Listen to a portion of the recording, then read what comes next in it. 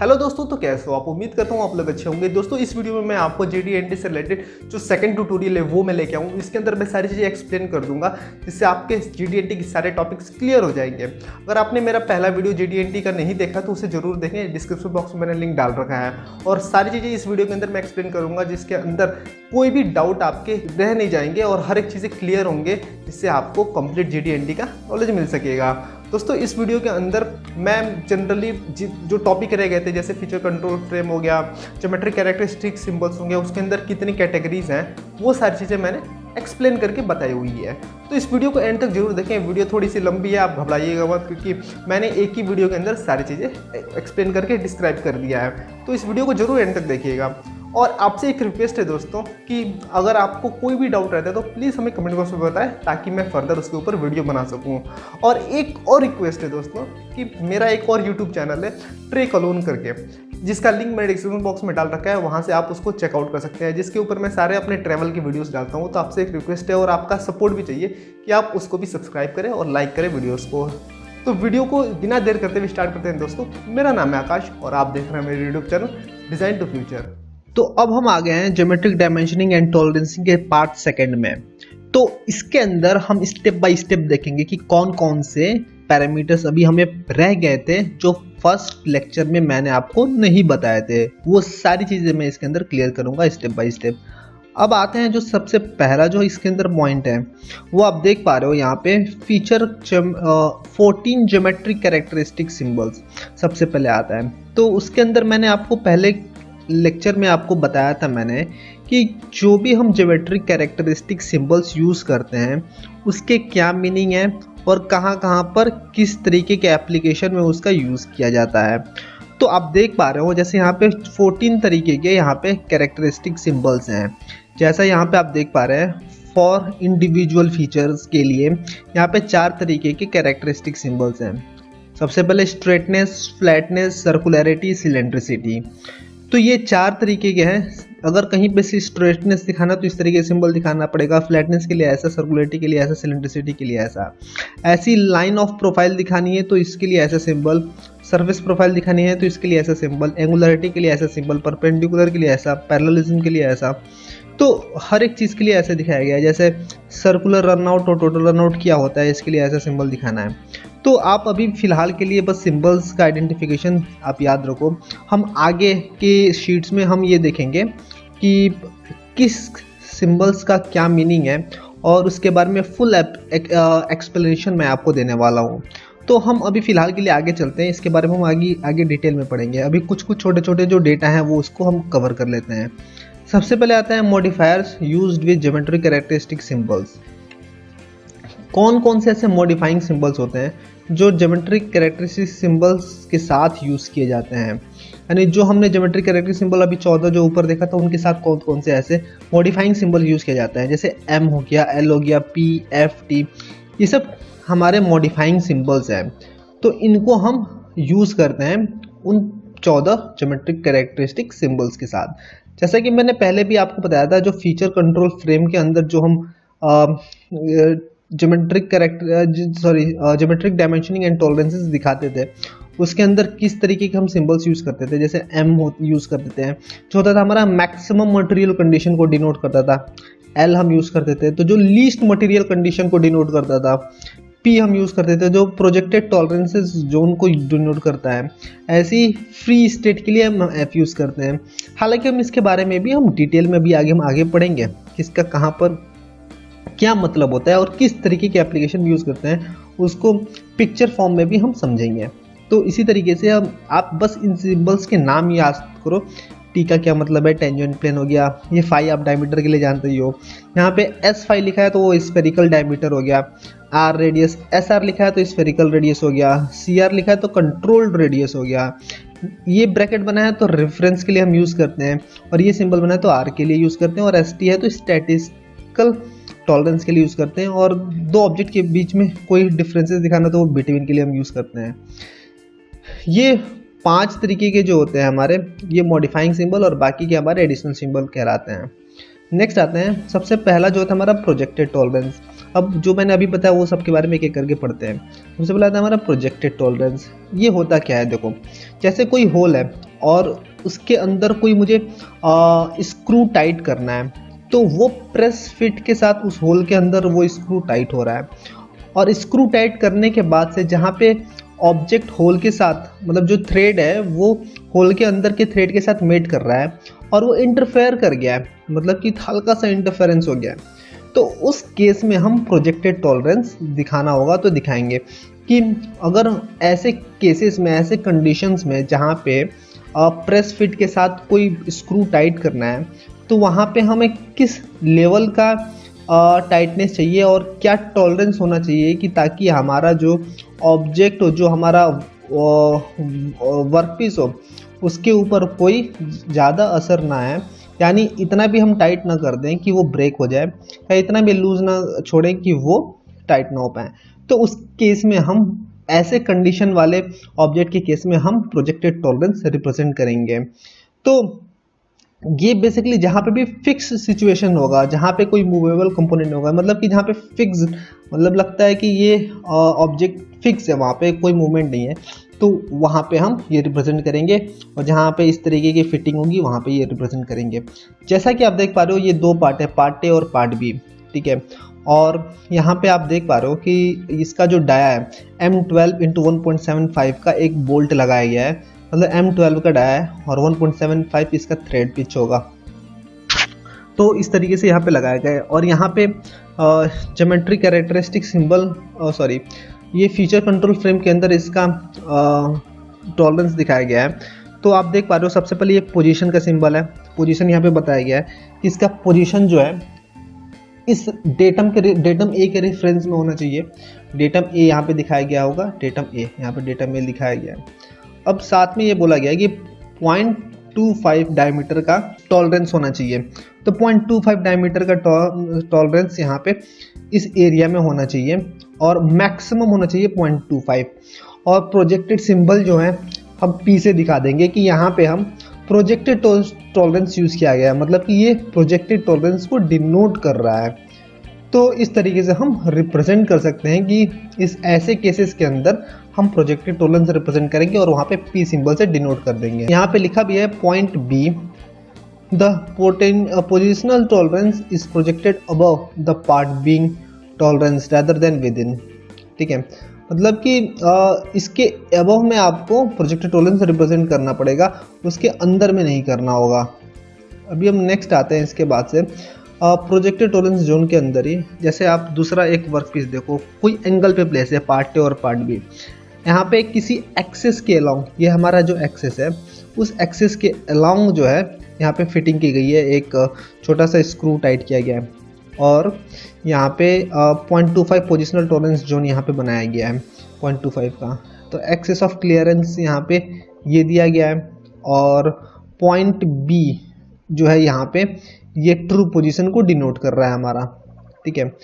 तो यहाँ पे लिखा गया है projected tolerance zone minimum tolerance zone height is equal to maximum thickness of part और फीचर, मतलब कि जो मिनिमम टॉलरेंस जोन की हाइट जो होगी वो थिकनेस ऑफ द पार्ट और maximum thickness of the part और फीचर, मतलब कि जो इसका मैक्सिमम थिकनेस होगा पार्ट का उसके बराबर होगा जो minimum zone minimum height tolerance zone की जो हाइट होगी हमारी। नेक्स्ट आते हैं हम प्रोजेक्टेड टॉलरेंस के अंदर एक और चीज़ देखते हैं। जैसे आप यहाँ पे देख पा रहे हो कि इसके अंदर हम देख पा रहे हैं कि एक हमारा ऑब्जेक्ट है और इसके अंदर भी हम प्रोजेक्टेड टॉलरेंस दिखा सकते हैं। जैसा कि यहाँ पे हमने एक फीचर कंट्रोल फ्रेम के अंदर इसका पोजीशन दिखाया गया है। M12 का कोई एक स्क्रू टाइट किया गया है जिसका 1.75 का पिच है और 5H का टॉलरेंस लगाया गया है और पोजीशन यहाँ पे होनी चाहिए 0.4 का टॉलरेंस है, मैक्सिमम मटेरियल कंडीशन है और P जो हमारा प्रोजेक्टेड टॉलरेंस का सिंबल है वो यहाँ पे दिखाया गया है। तो यहाँ पे रिप्रेजेंट किया जा रहा है कि जो हम P डिनोट करते हैं उसका एनोटेशन में क्या स्टैंडर्डाइजेशन होना चाहिए, मतलब कि जो P की हाइट होनी चाहिए 0.8H के बराबर होना चाहिए, ठीक है। और ये जो डायमीटर होगा 1.5H के बराबर होना चाहिए, यानी इससे ज़्यादा इसके या इससे कम नहीं होना चाहिए। इसी तरीके से यहाँ पे रिप्रेजेंट किया गया है कि outline of the mating part, इसको हम बोलते हैं डेटम प्लेन ये हमारा हो जाएगा यहाँ पे। प्रोजेक्टेड टॉलरेंस जोन की हाइट इसको हम बोलेंगे, और 0.4 पोजिशनल टॉलरेंस जोन ये हमारा कहलाएगा। जो एक्चुअल पोजीशन और जो हमारा मूवमेंट ऑफ द पोजीशन है दोनों के बीच का जो डायमीटर होगा या गैप होगा उसको हम 0.4 को हम पोजिशनल टॉलरेंस हम बोलेंगे। यानी पोजीशन के बेसिस पे जो डिफरेंशिएशन आ रहा है एक्चुअल में और जो रियल में प्लेस हुए, जो थ्योरेटिकली प्लेस किया गया है इसके बेसिस पे। नेक्स्ट आते हैं हम projected tolerance zone representing the projected length with chain line. मतलब कि अगर यहाँ पे एक चेन लाइन होती है जो प्रोजेक्टेड टॉलरेंस जोन के टाइम पे यूज़ की जाती है। आप इस लाइन को देख पा रहे हो, ये एक चेन लाइन है जो हम प्रोजेक्टेड टॉलरेंस जोन को रिप्रेजेंट करते हैं। जैसा कि मान लो कि हमारा एक ऑब्जेक्ट इस पोजीशन पे लगा है, लेकिन उसका जो मूवमेंट होगा वो इस डार्क वाले लाइंस पे आने के बाद लगेगा, तो इस टाइप के डबल लाइंस को हम यूज बोलेंगे चेन लाइन। नेक्स्ट आता है हमारा प्रोजेक्टेड टॉलरेंस जोन के अंदर ही projected tolerance zone using with perpendicularity tolerance. अगर हमें कोई परपेंडिकुलरिटी टॉलरेंस के साथ यूज़ किया गया है, मतलब कि कोई ज्योमेट्रिक कैरेक्टरिस्टिक सिंबल में परपेंडिकुलरिटी सिंबल हम यूज़ कर रहे हैं, तो उसके लिए भी हम यूज़ कर सकते हैं। जैसे यहाँ पे दिखाया गया है, इसके अंदर वैसा और कोई स्पेसिफिकली बताया नहीं गया है, बस हम किस तरीके से परपेंडिकुलरिटी सिंबल्स के साथ हम रिप्रेजेंट कर सकते हैं। नेक्स्ट आता है हमारा फ्री स्टेट। फ्री स्टेट जो हमारा मॉडिफाइंग सिंबल्स थे उसके अंदर हमारा फ्री स्टेट आता है। फ्री स्टेट बेसिकली क्या होता है कि जैसे हमने थ्योरेटिकली कोई ऑब्जेक्ट बता दिया कि इसका पोजीशन ये है, लेकिन प्रैक्टिकली वो अपने पोजीशन से कितना डेविएट होता है या कितना भी सर्कुलरली मूव करता है, वो उसका फ्री स्टेट बताता है। सपोज करो कि आप एक व्हील है, गाड़ी की व्हील, उसका जब वो रोटेट करती है, जब वो सड़क पे चलती है, तो उसके अंदर शॉक एब्जॉर्बर्स लगे होते हैं, सस्पेंशन सिस्टम्स लगा होता है। तो उसका जो अगर हम रियल में पाथ देखेंगे तो वो कुछ इलिप्टिकल कहीं कहीं पे होगा, कहीं कहीं पे कॉनिकल शेप में होगा, मतलब पैराबोलिक शेप में भी हो सकता है। तो डिपेंड करता है कि उसका मूवमेंट कैसा हो रहा। तो होता क्या है कि हम ऐसे केसेस में जहाँ पे मूवमेंट सर्कुलर मूवमेंट को रिप्रेजेंट कर रहा हो, या कोई भी मूवमेंट हो, जरूरी नहीं है सर्कुलर है, पैराबोलिक है, कॉनिकल है, या फिर आपका इलिप्टिकल है, तो हम मैक्सिमम पॉसिबल उसका एरिया डिफाइन कर लेते हैं। जैसे मान लो कि ये इतने एंगल में, इतने रेडियस में इलिप्टिकल मूव कर रहा है, या इतने डिस्टेंस पे वो हाइपरबोला में मूव कर रहा है, या फिर इतने डिस्टेंस पे वो आप मान लो कि कोई और शेप में मूव कर रहा है। तो हम मैक्सिमम जो एरिया होगा वो कवर कर लेंगे, और उससे हम दिखाएंगे कि इसका ये फ्री स्टेट है।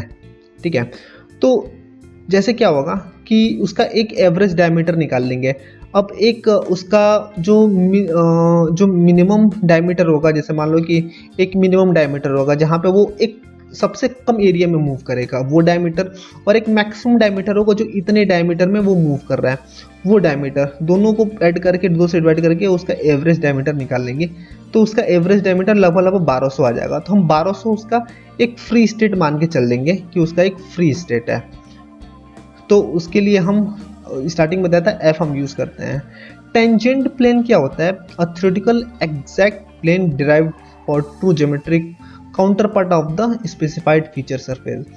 एक टेंजेंट प्लेन हम लेते हैं, जैसे मान लो कि कोई ऐसी बॉडी है जो सर्कुलर बॉडी है, मतलब कि सर्कुलर इन द सेंस कि कोई रिवॉल्विंग बॉडी है, जैसे शाफ्ट हो गया या फ्लाईव्हील हो गया, इस टाइप की बॉडी है। तो ऐसे केसेस में अलग अलग मान लो कि डिस्क है, ठीक है, तो दोनों के बीच में हम टेंजेंट प्लेन हम रिप्रेजेंट करते हैं, मतलब कि दोनों के सरफेसेस को टच करके पास हो, तो ऐसे प्लेन को हम टेंजेंट प्लेन करते हैं। तो ऐसे केसेस में अगर हमें कोई प्लेन है और उसको एज अ डेटम की तरह रिप्रेजेंट करना हो, तो हम यहाँ पे टी की तरह रिप्रेजेंट करेंगे, या फिर ऐसे एज इट इज उसको हमें कोई रेफरेंस की तरह रिप्रेजेंट करना हो, तो इस तरीके से हम टी की तरह रिप्रेजेंट कर सकते हैं उसको।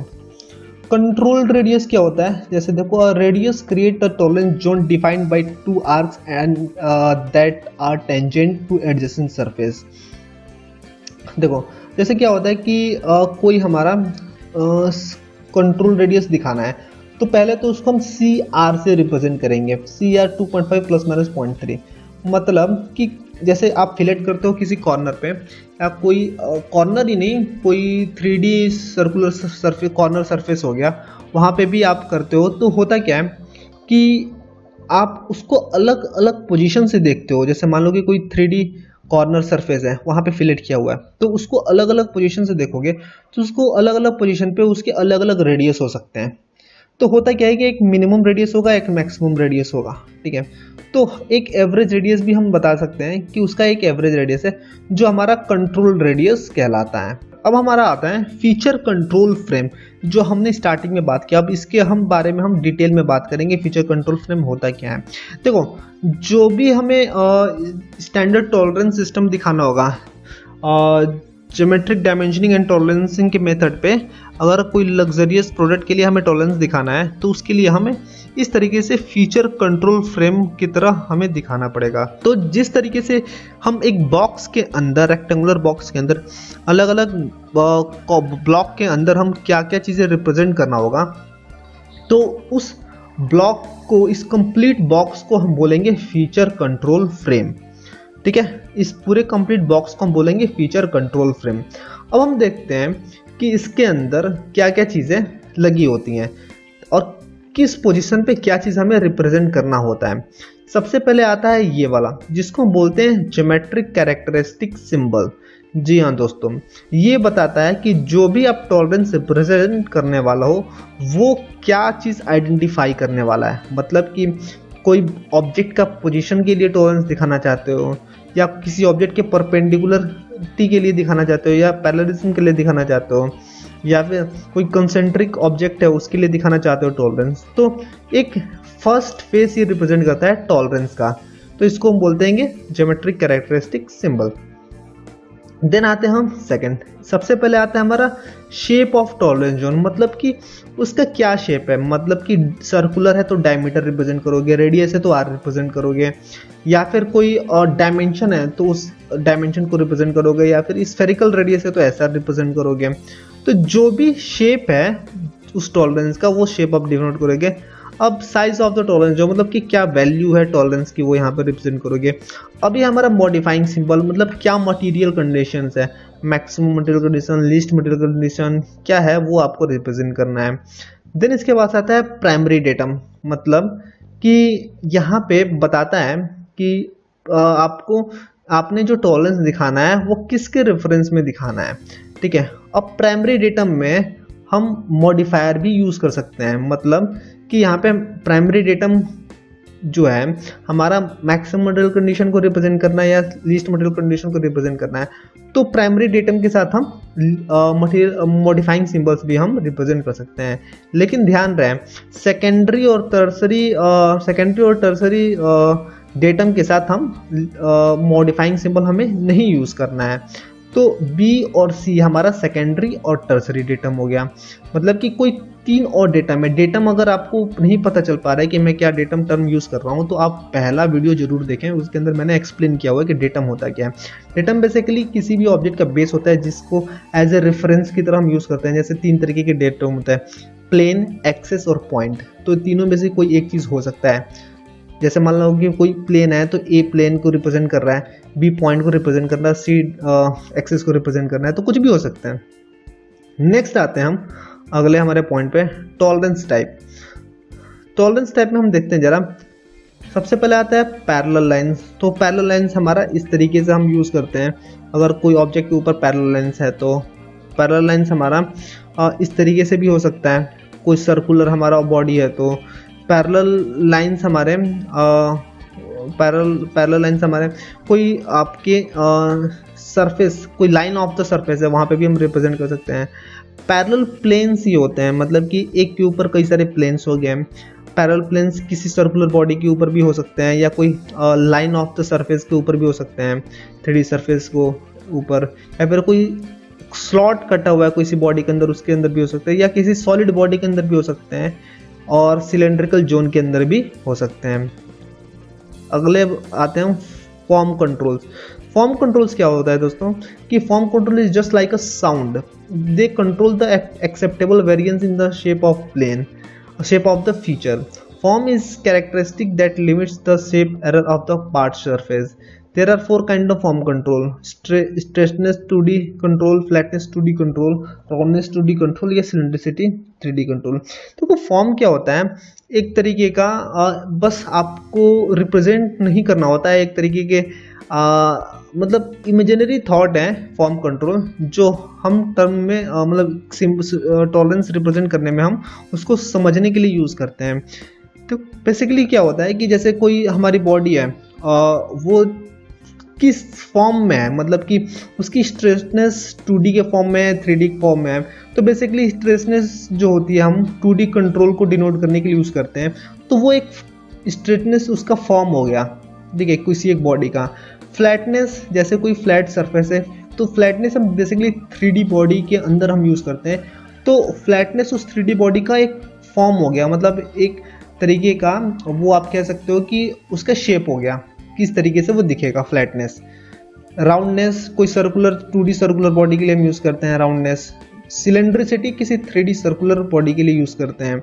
तो एक तरीके से बस उसका शेप को डिनोट करता है, जो आपको बस समझने की ज़रूरत है. अब आते हैं जो हमारे मॉडिफाइंग सिंबल्स हैं, उसके अंदर एक एक करके हम पढ़ते हैं कि हमारे किस सिंबल्स की क्या एप्लीकेशन है और कैसे हम यूज़ करते हैं. सबसे पहला आता है हमारा सिंबल स्ट्रेटनेस. तो कोई स्ट्रेटनेस बेसिकली हम नीचे आते हैं, ये हमारा स्ट्रेटनेस, ये is the condition in which element of the surface its axis are in straight line. The geometric characteristic symbols for straightness tolerance is horizontal line. देखो स्ट्रेटनेस बेसिकली हम जो ये ज्योमेट्रिक कैरेक्टरिस्टिक सिंबल्स का पहला point है straightness. जैसे कोई एक सर्कुलर बॉडी है, ठीक है, वो अपने एक्सिस के रिस्पेक्ट में कितनी स्ट्रेट है या नहीं है, वो भी हम पता लगा सकते हैं. मतलब कि आप ये देख पा रहे हो कि ये हमारी एक बॉडी ये ऐसे फ्लो कर रही है इस लेंथ वाइज, ठीक है. अब इसके सेंटर से एक एक्सिस पास जाएगा. अब वो एक्सिस के रिस्पेक्ट में वो दोनों मतलब ऊपर का प्रोफाइल ये स्ट्रेट है या नहीं है, ये चीज़ बताता है. मतलब कि ये सीधी उस एक्सिस के रिस्पेक्ट में चल रही है या नहीं चल रही है, इस चीज़ को स्ट्रेटनेस बोलेंगे. अगर कहीं पे भी इस तरीके के टॉलरेंस को रिप्रेजेंट करना होगा तो वहाँ पे वो वाला सिंबल, तो स्ट्रेटनेस का सिंबल हम यूज़ करेंगे. जैसे आप देखो यहाँ पे एक हमारी बॉडी है, इस यहाँ पे आप कहीं पे भी एक आपने वर्कशॉप में काम किया होगा अपने कॉलेज टाइम में या इंडस्ट्रीज़ में, तो वहाँ पे देख पाते होगे कि स्ट्रेटनेस चेक करने के लिए एक स्टैंडर्ड इस तरीके का सॉलिड ब्लॉक होता था. उस सॉलिड ब्लॉक को बॉडी की फ्लैट सरफेस पे हम रख देते थे, जिससे हमें पता चलता था कि वो बॉडी स्ट्रेट है या नहीं है. अगर सपोज करो उसके ऊपर कुछ पार्टिकल्स के वेवीनेस है, तो वो फ्लैट इसके ऊपर फिट ही नहीं होता होगा, वो ऊपर नीचे होता होगा, डगमग करता होगा. तो इस तरीके के इस तरीके की प्रोफाइल को चेक करने के लिए हम ये डिवाइस यूज़ करते थे, अभी भी करते हैं खैर. तो यहाँ पे जैसे आप देख पा रहे हो टॉलरेंस को रिप्रेजेंट किया गया है. जैसे यहाँ पे दिखाया गया है कि यहाँ पे स्ट्रेटनेस 0.002 होना चाहिए, और यहाँ पे ये आपके फीचर कंट्रोल फ्रेम के अंदर इस तरीके से दिखाना है आपको. अगर आप दिखाओगे भी तो ये सिंबल के साथ 0.002 सिंबल आप दिखा दोगे, ठीक है. तो इसके बाद से हम आते हैं नेक्स्ट है, जब देखो ये टॉलरेंस जोन यहाँ पे भी दिखाया गया है. जैसे दिखाया कि 0.002 टॉलरेंस जोन साइज है, तो ये देखो आप ये जोन साइज है, मतलब कि कहीं पे 0.001 भी होगा, 0.0015 भी होगा. तो ये पूरा रेंज दिखाया गया है. हालांकि इतना बड़ा वेरिएशन नहीं होता है, ये तो काफ़ी बड़ा जूम करके दिखाया गया है. तो अगर कहीं पे सरफेस के अंदर कोई वेवीनेस शेप है, तो पूरा एक एरिया दिखाया गया कि इतने एरिया में उसका सरफेस फ्लो कर रहा है, ऊपर नीचे हो रहा है, ठीक है. जबकि एक्चुअल प्रोफाइल ये हो रही है हमारी, ठीक है. नेक्स्ट आते हैं हम स्ट्रेटनेस के अंदर ही हम देखेंगे. तो अगर आपको एक्सेस स्ट्रेटनेस जैसे चेक करना है एक्सेस के रिस्पेक्ट में, तो यहाँ पे एक डायल गेज भी आता है, जिसके थ्रू हम इंस्पेक्ट करते हैं कि हमारी बॉडी स्ट्रेट है या नहीं. अगर स्ट्रेटनेस नहीं होती है तो इसके डायल गेज में इसका जो डायल है वो मूव करने लगता है और वो बताता है कितने वैल्यू का वेरिएशन है। तो यहाँ से भी हम टॉलरेंस निकाल सकते हैं, ठीक है। तो यहाँ पे आप देख पा रहे हो कि यहाँ पे RFS के बेसिस पे यहाँ पे दिखाया गया है, रिगार्डलेस ऑफ फीचर साइज के बेसिस पे दिखाया गया है। और यहाँ पे MMC मॉडिफाइंग मटेरियल मतलब मॉडिफाइंग सिंबल्स के साथ भी दिखाया गया है 0.002 M, यानी मैक्सिमम मटेरियल कंडीशन के साथ यहाँ पे दिखाया गया है कि 0.002 मैक्सिमम वैल्यू तक इसका मैक्सिमम टॉलरेंस जोन होगा। नेक्स्ट हम आते हैं हमारा फ्लैटनेस है। फ्लैटनेस बेसिकली क्या होता है कि जैसे आपका कोई भी सरफेस है अपने x और y एक्सिस के अलोंग वो कितना स्ट्रेट है वो हम चेक करते हैं। Flatness define how much surface can vary from its perfect plane of which upper limit plane must be contact the actual feature surface. The other plane should be the stated tolerance for the first below all surface irregularities. Flatness evaluate the highest and lowest point on the surface. This defines a surface is compared to perfect plane, straightness applied in all direction. देखो basically ये क्या होता है कि एक surface है उसके अपर और लोअर सरफेस के बीच में अब वो बॉडी का सरफेस कितना फ्लैट है या कितना नहीं है वो डिफाइन करता है फ्लैटनेस। अगर है तो कितना है, नहीं है तो कितना है, वो टॉलरेंस जोन हम फाइंड आउट कर लेते हैं। तो उस जोन के अंदर हम दिखा सकते हैं कि जैसे मान लो कि 0.02 का टॉलरेंस जोन है, यानी उसका सरफेस जो है ऊपर नीचे हमारा वेवीनेस हो रहा है, उसके अंदर ऊपर नीचे चेंज हो रहा है। तो वैसे हम पता कर सकते हैं। आप यहाँ पे डायग्राम के थ्रू आप देख सकते हो, नीचे हम आते हैं मॉडिफाइंग सिंबल्स के अंदर। यहाँ पे डायग्राम के थ्रू आप देख सकते हो जैसे हमारा ये एक सरफेस है, इसके ऊपर डायल गेज लगा हुआ है, ठीक है। यहाँ से हम पता लगा सकते हैं कि इसका अपर सरफेस और लोअर सरफेस कितना चेंज हो रहा है और कितना मतलब किस पॉइंट पे चेंज हो रहा है और कितने वैल्यू के साथ चेंज हो रहा है, ठीक है। तो जहाँ पर यूज़ किया जाता है वहाँ पे आप देख सकते हो फॉर अ गैस्केट सील के लिए यूज़ करते हैं, for attach a mating part, for better contact with datum plane, यहाँ पे हम इसका यूज़ किए जा सकते हैं। नेक्स्ट है हमारा सर्कुलरिटी। सर्कुलरिटी अब नाम से भी समझ पा रहे हो कि ये जैसे 2D फीचर के लिए यूज़ करेंगे बेसिकली, हालांकि यहाँ पे थोड़ा सा इमेज इसका गैप हो गया है। सर्कुलरिटी बेसिकली कोई भी 2D या 3D के लिए भी हम यूज़ कर सकते हैं।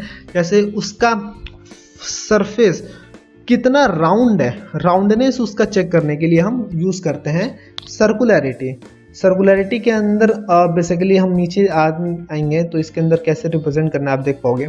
यहाँ पे आप सर्कुलरिटी के अंदर देखो, जैसे एक हमारा शाफ्ट है, ठीक है। अब शाफ्ट के ऊपर हमने एक डायल गेज लगा दिया। अभी इसको रोटेट करके चेक करेंगे कितना राउंड है। अगर राउंड नहीं है तो उसका टॉलरेंस जोन कितना है, मतलब कि मैक्सिमम कितना हो रहा है, मिनिमम कितना हो रहा है, उसका रेंज निकाल लेंगे, वो हमारा टॉलरेंस जोन हो जाएगा। और इस तरीके से सर्कुलरिटी का सिंबल, ये राउंड वाला सिंबल हम रिप्रेजेंट करके दिखा सकते हैं। अगले पॉइंट पे आते हैं हमारा सर्कुलरिटी, तो यही चीज़ है जो हमने अभी रिप्रेजेंट किया। नेक्स्ट है हमारा सिलेंड्रिसिटी, सर्कुलरिटी है। अभी सर्कुलरिटी के लिए यहाँ पे आप सिंबल देख पा रहे हो, इस तरीके से हम रिप्रेजेंट करेंगे सर्कुलरिटी आप राउंड शेप के अंदर। नेक्स्ट आते हैं हम इसके बाद से नेक्स्ट हमारा सिलेंड्रिसिटी। सिलेंड्रिसिटी भी क्या होता है कि जैसे मान लो कि वो कोई भी राउंड पार्ट है, जैसे सर्कुलरिटी में हमने राउंडनेस चेक किया, तो राउंडनेस इसमें भी चेक की जाती है, लेकिन वो सिलेंड्रिकल शेप में है कि नहीं, मतलब कि पूरे लेंथ वाइज उसका क्या फीचर है। सर्कुलरिटी में तो उसका एक पॉइंट पे हमने राउंडनेस देख लिया, लेकिन सिलेंड्रिसिटी में क्या होता है, एक पॉइंट के साथ साथ उसके पूरे लेंथ को भी हम चेक करेंगे कि हर लेंथ पे कितना राउंड है या नहीं है, वो चीज़ हम देखेंगे। तो वो होती है हमारी सिलेंड्रिसिटी। तो सिलेंड्रिसिटी के अंदर अगर मुझे कोई रिप्रेजेंट करना होगा तो आप यहाँ पे देख पा रहे हो, जैसे यहाँ पे सिलेंड्रिसिटी के अंदर अलग अलग टाइप के डायमीटर है। यहाँ पे अलग है, यहाँ पे अलग है, यहाँ पे अलग है, ठीक है। हर एक पॉइंट पे मतलब हर एक पॉइंट पे अलग अलग डायमीटर है। तो वहाँ पे अगर दिखाना होगा, जैसे इस वाले पॉइंट पे दिखाना है, तो हमने ये सिलेंड्रिसिटी का सिंबल बनाया और वहाँ पे 0.02 का दिखा दिया, तो मतलब कि ये 0.02 जो है वहाँ पे सिलेंड्रिकल शेप जो है 0.02 के साथ वेरी कर रहा है टॉलरेंस के साथ। अब देखो यहाँ पे एक समरी दिखाई गई, जो हमने अभी 4-5 चीजें पढ़ी हैं वो फॉर्म की कैटेगरी में आता है। मतलब फॉर्म मतलब अभी मैंने बताया वो शेप की कैटेगरी में आता है। मतलब कि ये ज्योमेट्रिक कैरेक्टरिस्टिक सिंबल वो शेप को बताता है। स्ट्रेटनेस एक शेप है, फ्लैटनेस एक शेप है, सर्कुलरिटी एक शेप है, सिलेंड्रिसिटी एक शेप है। तो इसलिए फॉर्म के फॉर्म कैटेगरी में इसको रखा गया है। इसको समराइज किया गया है यहाँ पे कि किस तरीके से रिप्रेजेंट करना है। फीचर कंट्रोल फ्रेम के अंदर क्या क्या शेप होता है यहाँ पर रिप्रेजेंट किया गया है। एमएमसी एलएमसी किस में अप्लाई कर सकते हैं? एम और R can apply to a feature of the size. Straightness में हम अप्लाई कर सकते हैं मैक्सिमम और लीस्ट मटेरियल कंडीशन। फ्लैटनेस के अंदर हम अप्लाई नहीं कर सकते हैं, सर्कुलरिटी के अंदर अप्लाई नहीं कर सकते हैं, सिलेंड्रिसिटी के अंदर हम अप्लाई नहीं कर सकते हैं, हमें ज़रूरत नहीं पड़ती है इसके अंदर। डेटम हमें यूज़ करने की ज़रूरत किसी में नहीं है इसमें, डेटम यूज़ नहीं किया गया। नेक्स्ट है फंक्शन गेज यूज्ड, यस, बाकी सब में नो है, ठीक है। टॉलरेंस जोन AHJ, मतलब ये बेसिकली टॉलरेंस जोन में बताया गया है जो हम ऊपर डायग्राम में देख पा रहे थे, उसी टॉलरेंस जोन को ये रिप्रेजेंट कर रहा है। अब हम आते हैं परपेंडिकुलरिटी। परपेंडिकुलरिटी बेसिकली क्या होता है दोस्तों, कि जैसे हमारा कोई एक बेस ऑब्जेक्ट है, उसके ऊपर कोई एक दूसरा ऑब्जेक्ट प्लेस है, तो दोनों के बीच क्या एंगुलर पोजीशन है वो हम देखते हैं। अगर दोनों के बीच 90 डिग्री का एंगल है तो वो हमारा परपेंडिकुलर होगा। अगर 90 डिग्री का एंगल नहीं है तो कितना वेरिएशन है वो वेरिएशन हम देखते हैं, और उस वेरिएशन को यहाँ पर रिप्रेजेंट करके दिखा देंगे इस तरीके से कि ये परपेंडिकुलर तो है, लेकिन 0.03 डायमीटर का जो शाफ्ट है उतने डायमीटर का इसके अंदर मैक्सिमम लेवल तक वेरिएशन हो रहा है। तो इस तरीके से हम रिप्रेजेंट कर सकते हैं परपेंडिकुलरिटी। देखो परपेंडिकुलरिटी कई जगह हम रिप्रेजेंट कर सकते हैं, केवल डायमीटर के लिए नहीं। जैसे यहाँ पे भी आप देख पा रहे हो, यहाँ पे कोई एंगल या चैनल बनाया गया है यहाँ पे कोई फ्रेम का। अब यहाँ पे आप देख पा रहे हो कि परपेंडिकुलर का सिंबल बनाया गया है और सी डेटम के रेस्पेक्ट में 0.06 इसका टॉलरेंस दिखाया गया है। तो इस तरीके से हमें रिप्रेजेंट करना होगा। परपेंडिकुलरिटी को यहाँ पे 3D में भी समझाया गया है, थ्योरेटिकल यहाँ पे इंस्पेक्शन के टाइम में समझाया गया है। तो आप देख सकते हो इस चीज़ को। अब नेक्स्ट आते हैं, नेक्स्ट है हमारा एंगुलरिटी। एंगुलरिटी आप नाम से ही समझ पा रहे हो कि दो ऑब्जेक्ट के बीच में कितने डिग्री का एंगल है, अगर है तो उसके अंदर क्या वेरिएशन होगा वो हम रिप्रेजेंट करते हैं। सपोज करो कि एक हमारी बॉडी है, ठीक है, अब इनके बीच जो एंगल होगा, ठीक है, अब वहाँ पे हमने एंगल रिप्रेजेंट कर दिया, जैसे 20 डिग्री यहाँ पर रिप्रेजेंट कर दिया। अब इस 20 डिग्री में यहाँ पे एक रेफरेंस दे देंगे डेटम B। अब इस 20 डिग्री में कितना टॉलरेंस का वेरिएशन है, यानी एंगुलरिटी के अंदर कितना वेरिएशन हो रहा है, यहाँ पे हम रिप्रेजेंट कर सकते हैं। एंगुलर का पोजीशन देंगे 0.005 B डेटम के रिस्पेक्ट में इसके अंदर वेरिएशन होगा। तो यहाँ से भी हम फाइंड आउट कर सकते हैं एंगुलरिटी को। एंगुलरिटी के बाद से आ जाता है हमारा यहाँ पे एंगल, यहाँ पे देख पा रहे हो यहाँ पे डायल गेज लगा हुआ है, यहाँ से समझ सकते हो कि कैसे हमें चेक करना होगा एंगल। तो एंगल थोड़ा सा क्रिटिकल होता है, क्योंकि एंगल में क्या होता है कि जैसे कोई मशीनरी पार्ट है वो किसी एंगल पे ही परफॉर्म कर रही है वो उसकी असेंबली, तो होता क्या है कि वहाँ पे थोड़ा सा क्रिटिकल केस होता है उसके एंगल को मेजर करना। इसलिए इसके अंदर जो एंगुलर गेज हम यूज़ करते हैं आपका, वो काफ़ी हाईली प्रिसाइज होना चाहिए, क्योंकि एंगल के अंदर अगर 0.01 का भी वेरिएशन होता है तो हमारा परफॉर्मेंस यानी मशीन का परफॉर्मेंस ड्रॉप होने लगता है, चेंज हो जाता है। नेक्स्ट आता है हमारा जो है हमारा पैरेललिज्म। पैरेललिज्म भी आप नाम से ही समझ पा रहे हो कि जैसे हमारी कोई एक बॉडी है, ठीक है, और वो दूसरी बॉडी के रिस्पेक्ट में, जैसे ये मेटिंग पार्ट के लिए यूज़ करते हैं, जैसे ये होल है एक बॉडी के अंदर, उसके अंदर ये शाफ्ट हमें इंसर्ट करना है, तो दोनों एक दूसरे के पैरेलल है या नहीं है। सपोज अगर वेरिएशन है दोनों के बीच में, ठीक है, ऑब्वियसली वेरिएशन तो होगा ही, क्योंकि हमारे प्रैक्टिकल पार्ट के अंदर एग्जैक्टली 100% पैरेलल तो होते नहीं है। मतलब कि इसके ऑब्जेक्ट के स्टार्ट के बीच का जो गैप है और इनके बीच का जो गैप है इक्वल नहीं होगा, कुछ ना कुछ तो चेंजेस तो होगा ही होगा। तो यहाँ पे पैरेललिज्म का सिंबल दिखाएंगे और 0.4 डायमीटर हमने मैक्सिमम कंडीशन के साथ डेटम B और C के रिस्पेक्ट में हमने रिप्रेजेंट कर दिया इस चीज़ को। तो यहाँ से हमें पता चल जाएगा कि ये कितना पैरेलल है, यानी 0.4 साइज का मैक्सिमम लेवल तक ये वेरी कर सकता है, तो वो भी डेटम B और डेटम C के रिस्पेक्ट में, ठीक है। तो यहाँ से हम पैरेललिज्म निकाल सकते हैं। नेक्स्ट आता है पैरेललिज्म के बाद से हमारा ये समराइज किया गया ओरिएंटेशन। देखो अभी हमने 3 चीज़ें पढ़ी, पैरेललिज्म और परपेंडिकुलरिटी और एंगुलरिटी। ये 3 चीज़ें जो होती हैं हमारी ओरिएंटेशन मतलब कि पोजीशन को बताती हैं, क्या ऑब्जेक्ट का पोजीशन है, ठीक है। तो ओरिएंटेशन की कैटेगरी में इनको रखा गया है।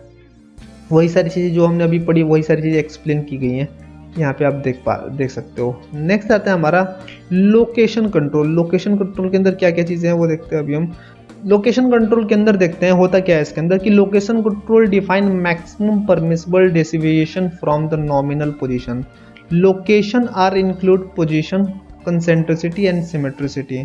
तो देखो होता क्या है इसके अंदर कि लोकेशन जो होते हैं और टॉलरेंस, लोकेशन टॉलरेंस वो मैक्सिमम पॉसिबल एरिया को डिफाइन करता है जो नॉमिनल पोजीशन से चेंज होता है। मतलब कि जो उसका एग्जैक्ट पोजीशन होता है उससे जो उसका मतलब उसका पोजीशन जो चेंज हो जाएगा उसके टॉलरेंस को रिप्रेजेंट करेगा। जैसे मान लो कि हमने कोई एक बॉडी एक जगह पे प्लेस की ए के पोजीशन पे, अब उस ए पोजीशन से 0.15 mm वो डेविएट हो रही है तो उसके लोकेशन को डिफाइन करेगा। मतलब कि वो जो 0.15 जो है 0.15 जो टॉलरेंस है वो लोकेशन टॉलरेंस को डिफाइन करेगा। आप मोटा मोटी में ऐसा समझो। तो ये बेसिकली कोई भी हम मेटिंग पार्ट मतलब कि कोई एक मेटिंग पार्ट के लिए हम रिप्रेजेंट करते हैं। जैसे कोई असेंबली में कोई हमें पार्ट लगाना हो तो उस केसेस में हमें लोकेशन टॉलरेंस की ज़रूरत पड़ती है। तो अब हम आते हैं इसके अंदर थोड़ा देखते हैं। सबसे पहले आता है हमारा कंसेंट्रिसिटी।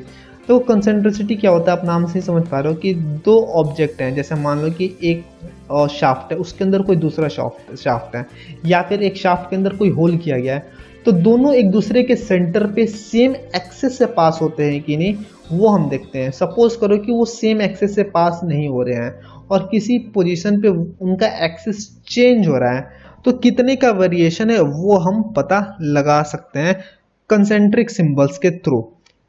यहाँ पे कंसेंट्रिसिटी का सिंबल हम यूज़ करेंगे 0.02 का डायमीटर का टॉलरेंस दिखाएंगे और डेटा में यहाँ पे रिप्रेजेंट करके हम दिखा सकते हैं। तो इससे हमें पता चला है कि यहाँ पे इतने साइज का कंसेंट्रिसिटी का टॉलरेंस दिया गया है। यहाँ पे आप आते हैं जैसे आप 3D में भी देख पा रहे हो कि इसके अंदर इसके एक्सिस में डेविएशन हो रहा है, ठीक है, एक्सिस में डेविएशन हो रहा है तो आप यहाँ से देख पा रहे हो। नेक्स्ट आते हैं इसके बाद से कंसेंट्रिसिटी के बाद से सिमेट्रिसिटी। तो दोस्तों सिमेट्रिसिटी होता क्या है कि दो ऑब्जेक्ट के रिस्पेक्ट में मतलब दो ऑब्जेक्ट किसी तीसरे ऑब्जेक्ट के रिस्पेक्ट में सेम डिस्टेंस पे प्लेस हैं या नहीं है उसको हम चेक करते हैं। जैसे मान लो कि एक हमारी बॉडी है, ठीक है, एक कंप्लीट बॉडी है, उसके अंदर एक ये हिस्सा है और ये दूसरा हिस्सा है और बीच का हिस्सा ये है हमारा, ठीक है।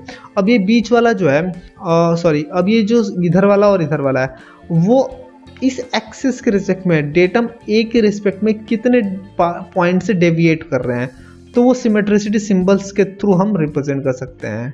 यहाँ पे आप देख पा रहे हो 3D प्लेन को बना के यहाँ पे दिखाया गया है। अब इसके बाद से आता है हमारा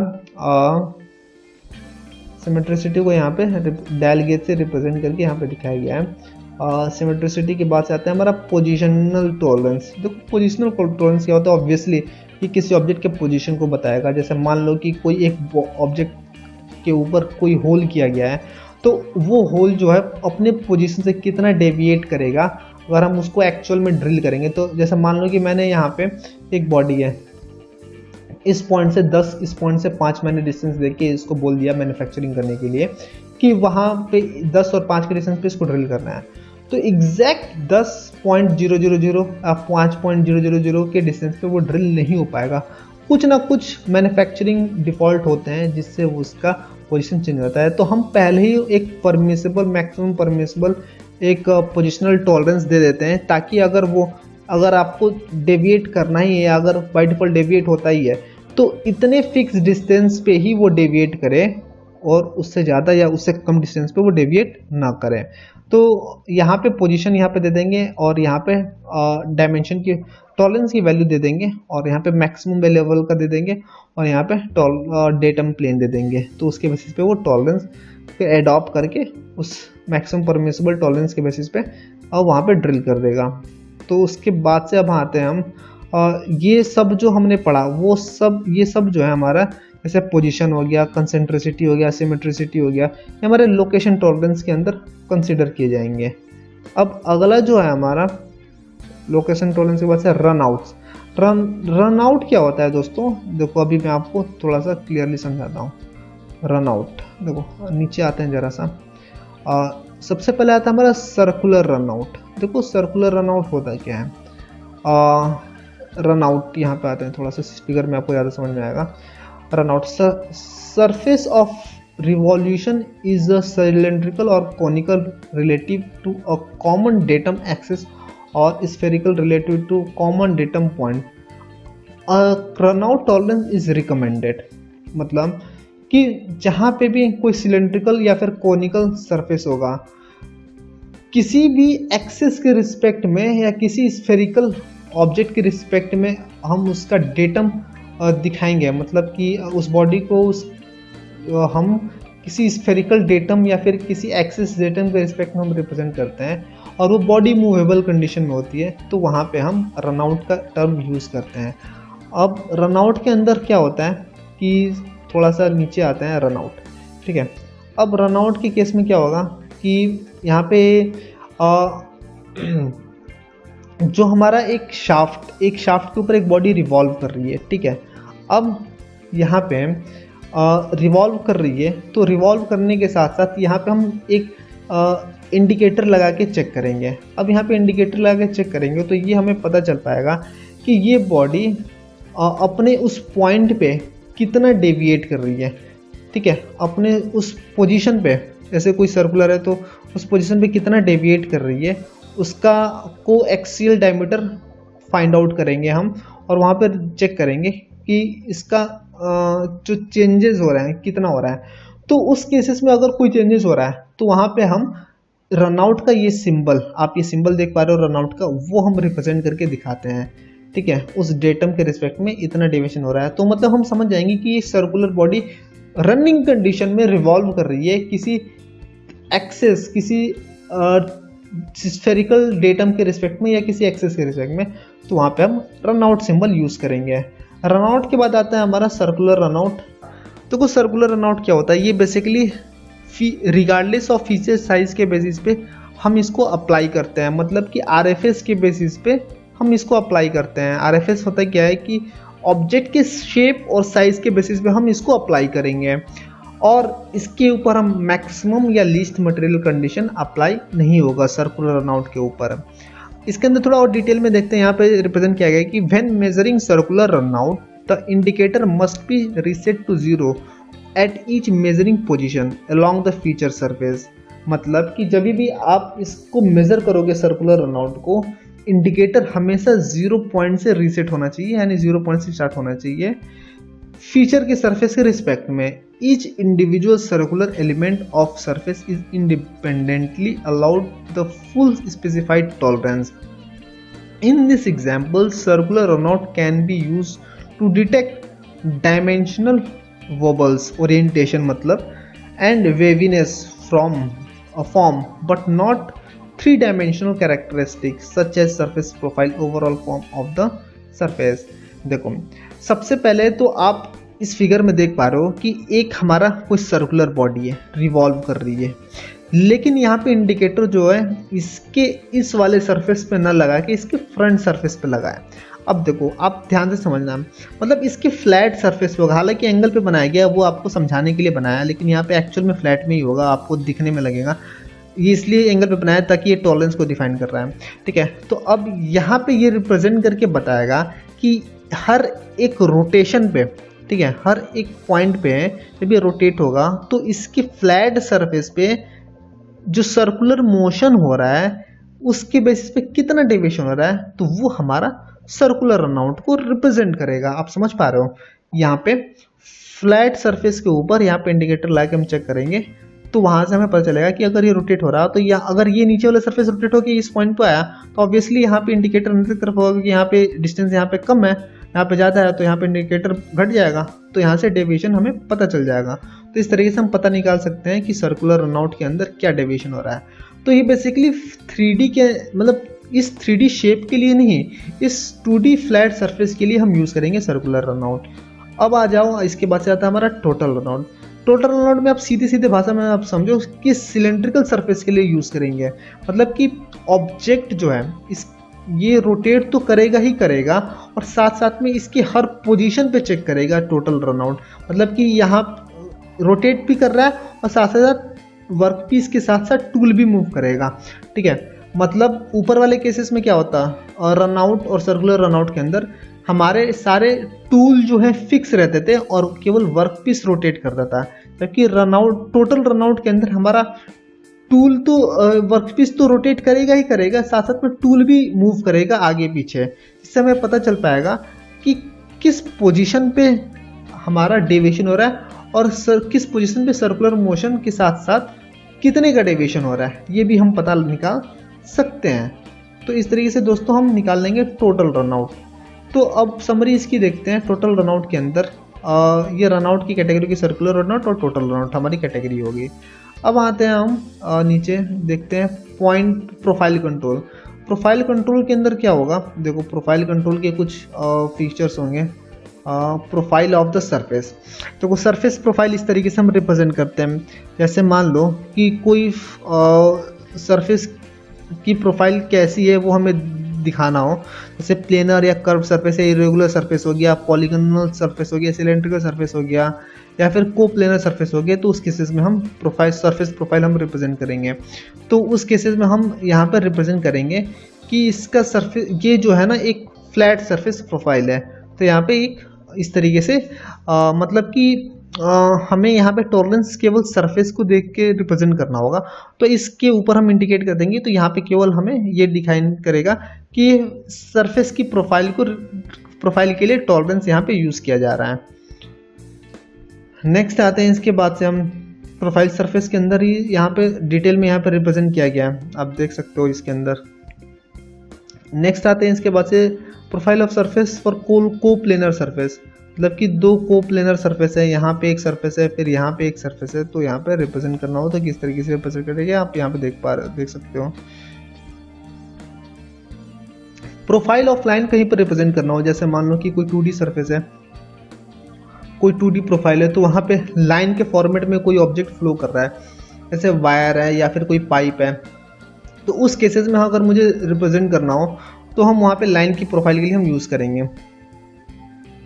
तो ये बेसिकली लाइन की प्रोफाइल के लिए हम वो प्रोफाइल के लिए हम लाइन की प्रोफाइल और सरफेस की प्रोफाइल दो चीज़ें हम काउंट करते हैं। यहाँ पे इसकी समरी देख सकते हो, इसको प्रोफाइल की कैटेगरी में मेंशन किया गया है।